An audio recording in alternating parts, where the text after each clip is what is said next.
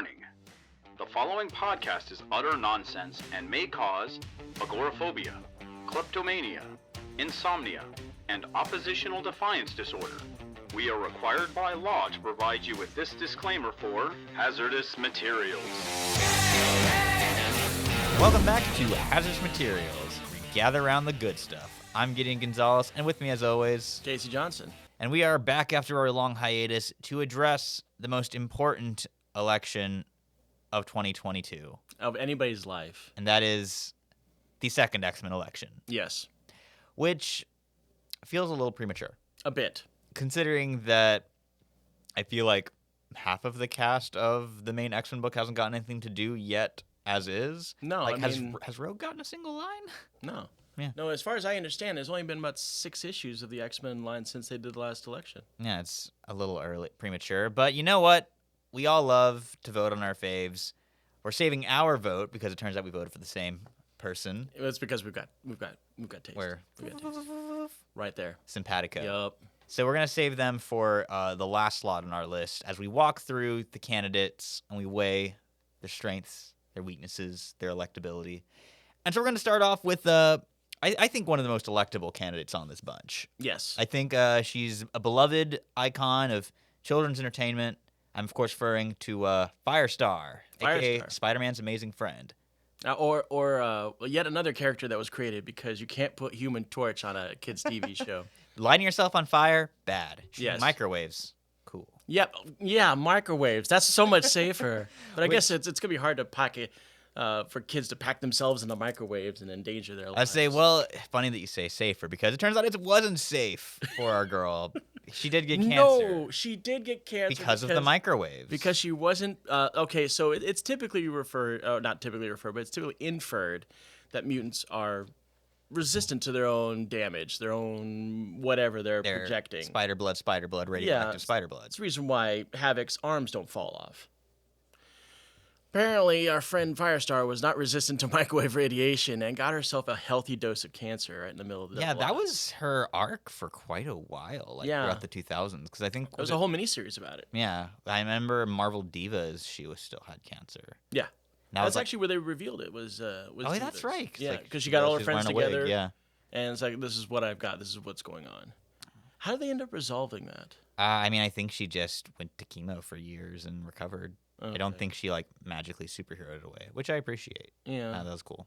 Although, watch us. We're gonna look at this afterwards. We're gonna find out they magically superheroed it away. So, the interesting thing about her, despite being a mutant, never been starring in an X-Men book. I think she briefly in Amazing X-Men was part of that team, but only for 5 or 6 issues. Yeah, not very long at all. Nothing substantial. But she is, however, an Avenger, or former Avenger, during the Busiek Perez days back in the late 90s. Which and a founding member of the New Warriors. Yeah, that too, but we won't hold it against her. I would like the New Warriors back in the day, even though Night Thrasher, wow. It's the second best Mark Bagley co-created team. I love me some Mark Bagley. Oh, don't we all?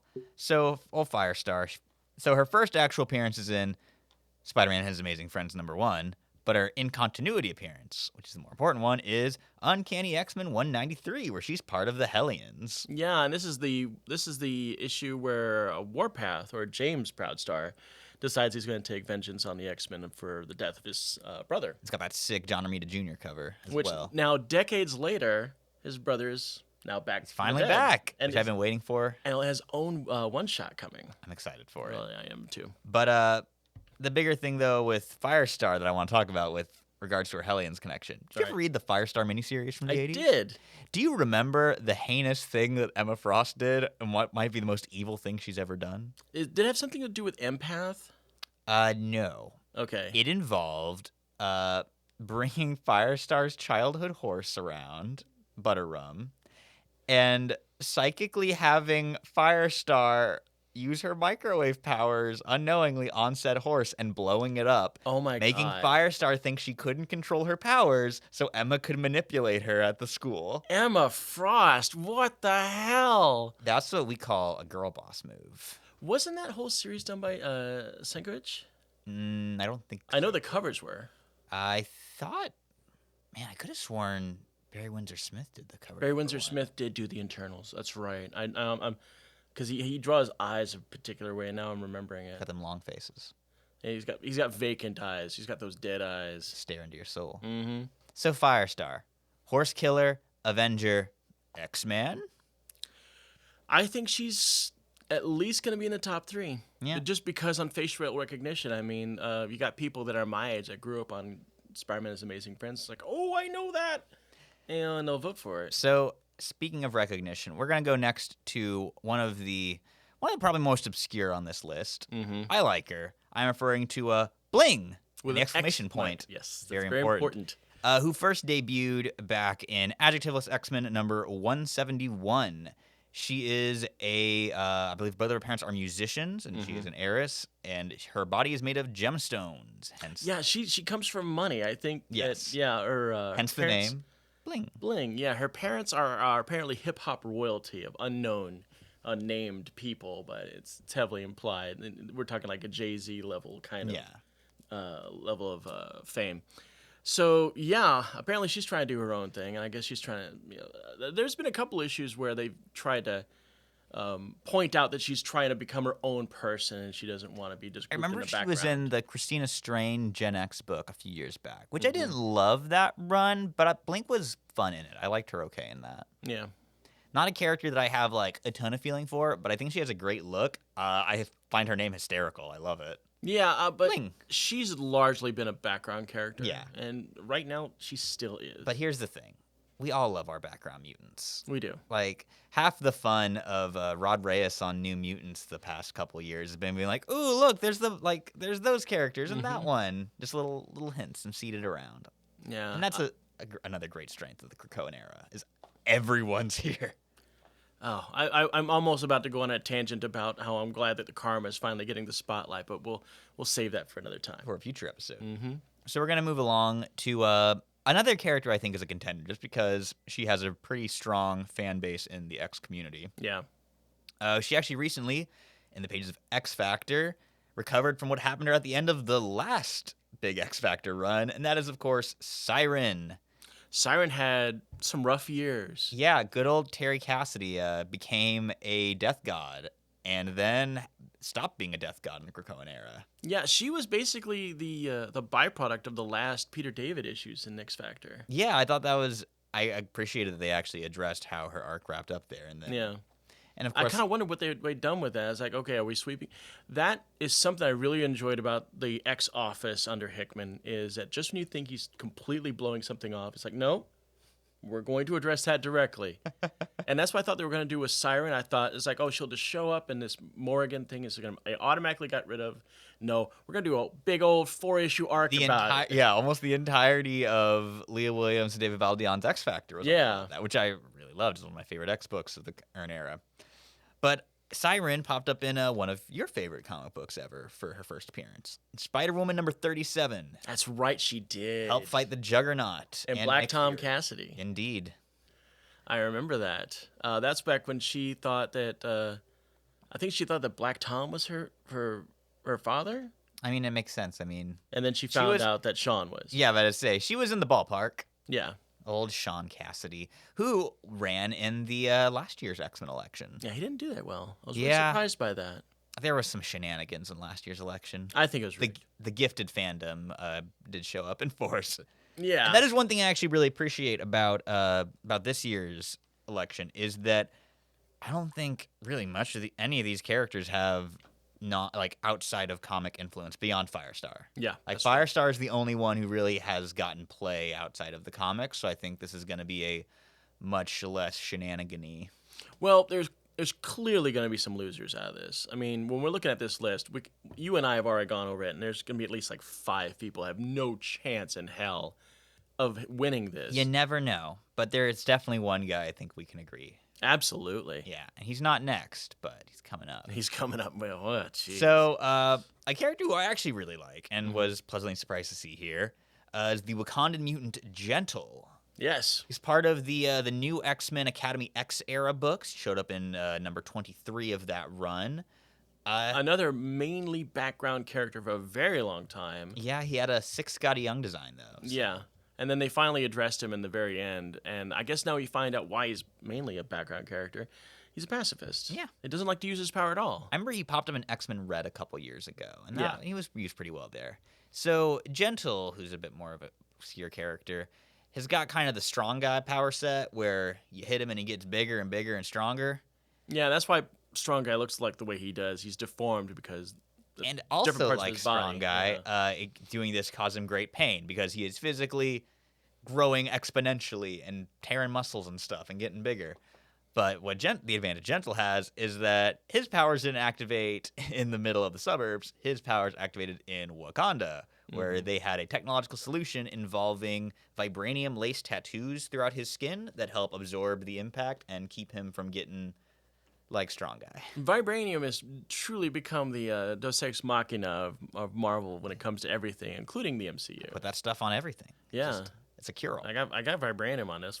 We'll be just fine. We'll put it on the ship. It's all good. Spread it all around. But yeah, I like Gental a lot. I think having a pacifist on the team would be very interesting, but I also feel like it can lead to just like kind of a boring one-dimensional take, which X-Men Red definitely dips into near the end of the run, where it gets a little... It lost track of things, I think. I certainly appreciate the viewpoint. You've got to have it somewhere. But that does make Gental a really boring character for me. I think if you use him in a rescuing capacity, that's how he really, really works, like holding up buildings and stuff. He's a great support character. But still. But I don't want to see him in fights because then I feel like you are sacrificing a part of his character just to do an action scene, you know? So let the boy stay pure. He's not going to win this fight. He's not going to win this election. I think while the Academy X kids have a pretty vocal fan base, I think there's another character later on in this list who was going to take a lot of those votes from. Yeah, absolutely.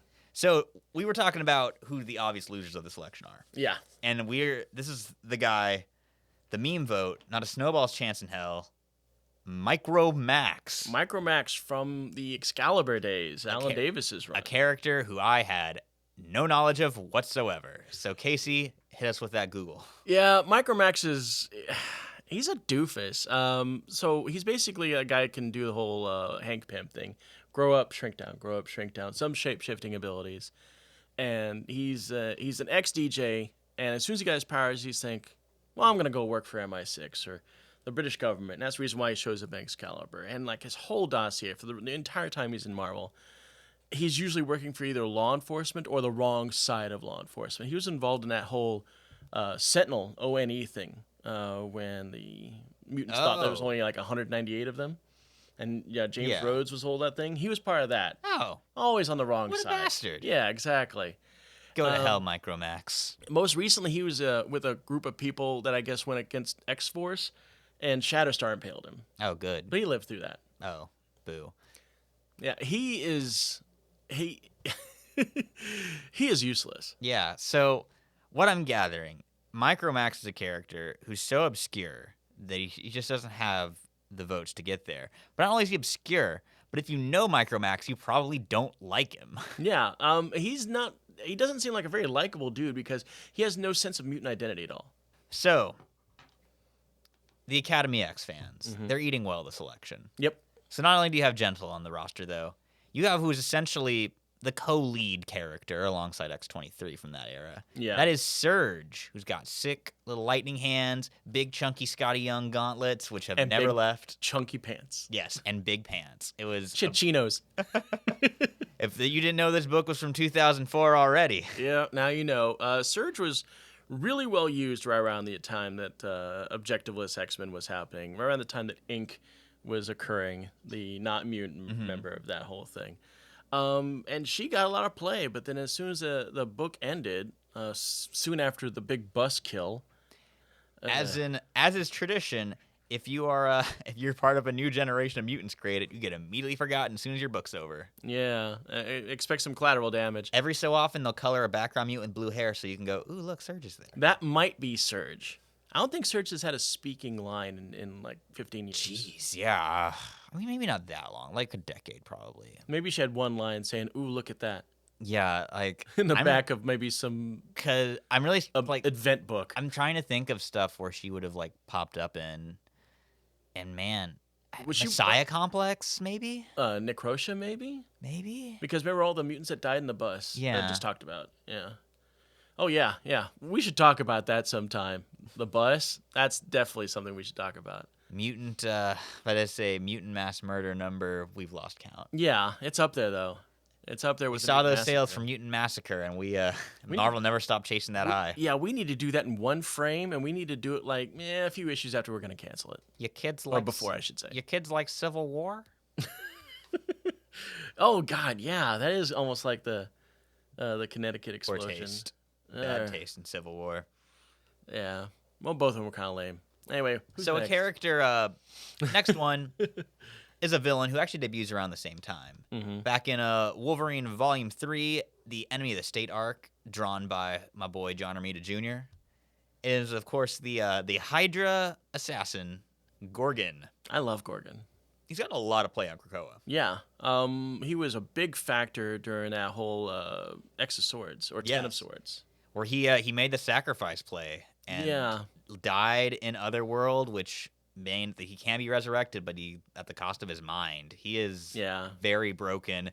And while he was actually like, I almost was going to vote for him because I'm like, yeah, that makes sense, especially given his arc, but I don't think he's in any condition to be on the X-Men. No, he needs some more time recovering before he gets. He really does, and throwing him into a team book like this before you even address his situation seems premature. Like, yeah, don't get me wrong. I really want to see that arc of him recovering or just adapting to his new state of being.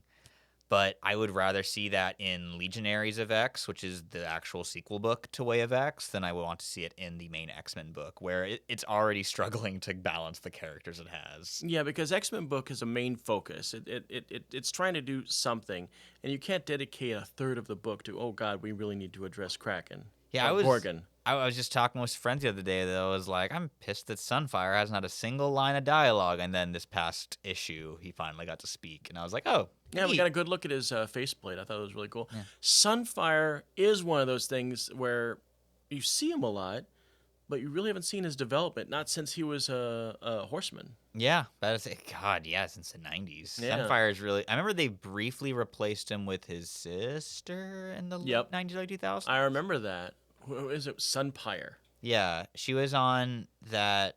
Yeah, I'm getting off track. Anyways, we got to move. We got to keep this train rolling. Yep. So next up is I think another really good contender for the spot. Yes. And this is a character with a lot of pedigree. She's in a evergreen trade that gets bought. It's always in print. From the first arc of the Astonishing X-Men by Whedon and Cassidy, it is Armor. Armor's a big thing. She ran in the last race and I think did pretty good for herself. Yeah, she did. She's definitely a contender. People love Armor. She's in the same kind of tradition of Kitty Pryde, Rogue, Jubilee, X-23, of Logan's teen girl sidekick. Yeah, she's definitely the most recent of the teen girl sidekicks. Yeah. She kind of snuck up on me. She was just suddenly in X-Men books. I'm like, should I know about her? Yeah, last couple of years, she's really, really gotten a lot of play. And again, I think it's because Astonishing X-Men is one of the easiest to jump into modern X-Men books. So Armor's got also a really dynamically cool-looking power. A great-looking power. Yeah, in a right artist hands, she basically is in this translucent force armor, force field thing. And it looks really cool with a good artist. Yeah, so, Rod Reyes was using her in New Mutants for a while. Yeah, she would look really great good on there. an X-Men cover. Yeah, I think she's earned it. You know, I would not be upset if Armor got the win. I think that she needs some more character depth, though. Yeah, she hasn't. I think the last time they really did much like interiority with Armor was when Wolverine died. Mm-hmm. But even then, like, she didn't get a ton of space to do stuff. Yeah, she was still largely tertiary when it came to all the characters. It was more about Wolverine than it was about her. Yeah. So, second to last, number 9 on the list, is another one who I think is a very strong contender. Yes, one of my favorites. Yeah, a very complicated character, which, boy, good old Monet what's her last name? Monet St. Croix. Monet St. Croix, almost said St. Clair. Good old M, Penance, as she's now going by. Yes. M-Plate, she was once known as, from Uncanny X-Men number 316, along with most of the other Give her Gen her X last kids. pedigree. She's got one more pedigree. You know it. Say it. What's the last one? Sabretooth's ex-girlfriend. Ugh. We're not going to define her by that. I'd rather define her by the fact that she was, for the longest time, being impersonated by her 2 twin sisters who could do a fusion dance to become her. Yes, and apparently, what had happened to those sisters? Boy, howdy, let me tell you. Because I read all of Gen X last year. Oh, okay. Book's not great. I was like, I have so many fond memories of this book. The Larry Hama stuff is the best part. Larry Hama is a god. Yes. Larry Hama. So here's the thing. Chris Pacello. We love him. I love One him. of the GOATs. I love him. Paired with Scotty Lobdell. Certainly a writer of comic books. Yes. Very prolific to be. Certainly a man that puts pen to paper. Written a lot of Red Hood. Yes. And when I tell you that those early issues of Gen X are barely readable, it's purely on the back of Pacello doing some amazing art. Yeah. Sometimes you can really get lost in his, because sometimes when he does group shots, they get a little busy. So let me tell you about Monet St. Croix. Okay. So when she's introduced as this very aloof rich girl who's incredibly powerful. Mm-hmm. Then at one point, there's a very special issue where Beast reveals that Monet has autism. Right.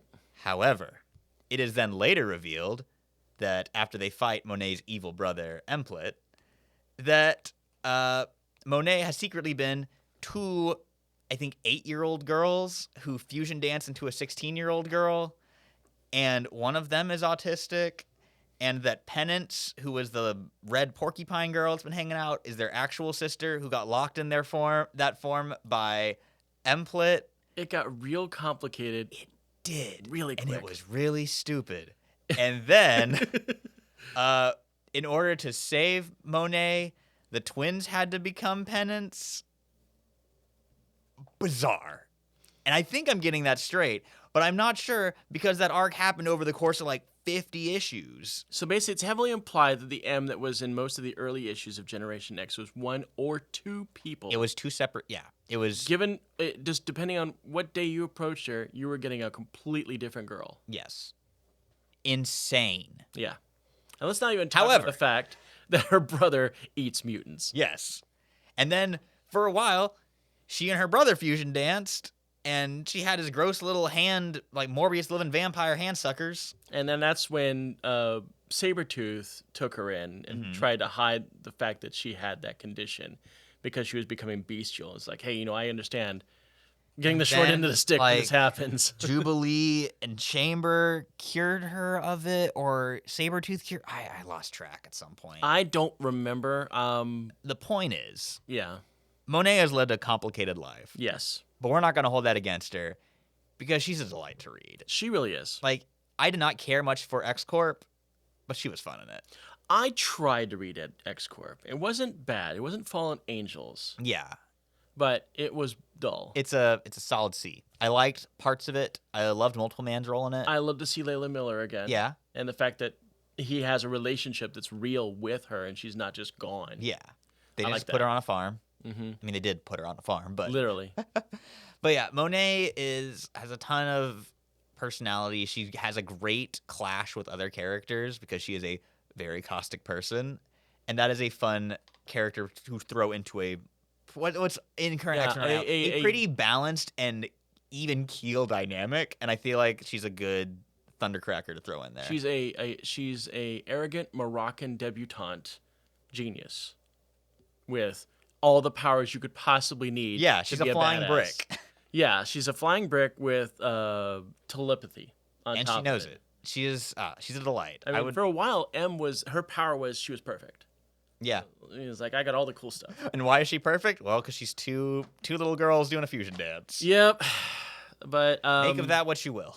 She is a serious contender, and she could bring it home. Yeah, she's a pretty beloved character, and she's been getting a big push across the line for years. Like, I would say probably at least I think the last decade has been very, very kind to Monet in terms of exposure. And trying really hard not to bring my own fandom into this, but it's going to happen anyway. She was a major part of the very last inverted Sabretooth storyline, right before they decided, okay, I guess we're bored with this. Let's turn him into a villain again. But she was a major part of that. Now, I was really hoping that, I guess, with the new solo series he's got coming in, she would become a factor again.